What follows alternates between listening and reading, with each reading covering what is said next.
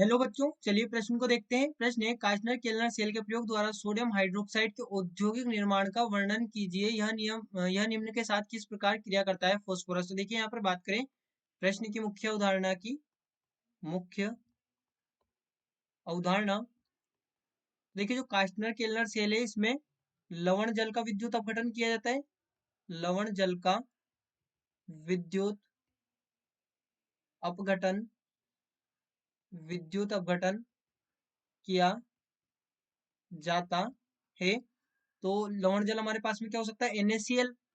तो अब देखिए यहाँ पर जो कास्टनर केल्नर सेल है, कास्टनर केल्नर सेल, इस कास्टनर केल्नर सेल में जो कैथोड होता है, कैथोड मरकरी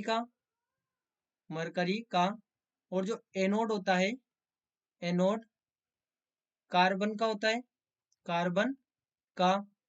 कैथोड और एनोड क्या? इलेक्ट्रोड है। तो अब देखिए यहाँ पर जो सोडियम है, कैथोड पर कौन सी अभिक्रिया होगी?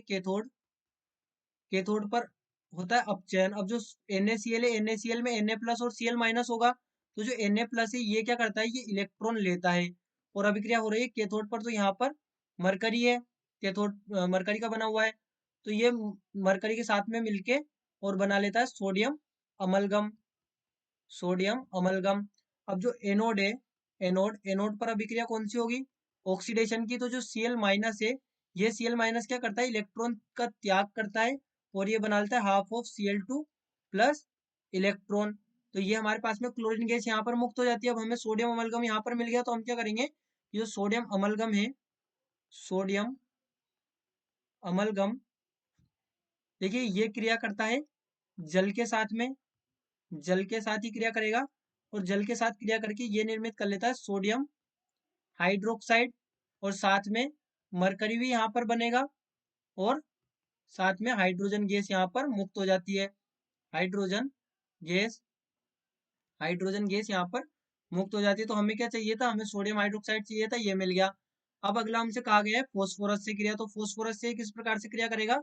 तो जो सोडियम हाइड्रोक्साइड है, सोडियम हाइड्रोक्साइड फोस्फोरस से यानी कि व्हाइट फोस्फोरस P4 से क्रिया करेगा और P4 से क्रिया करके बनाएगा फोस्फिन यानी कि PH3 प्लस NaH2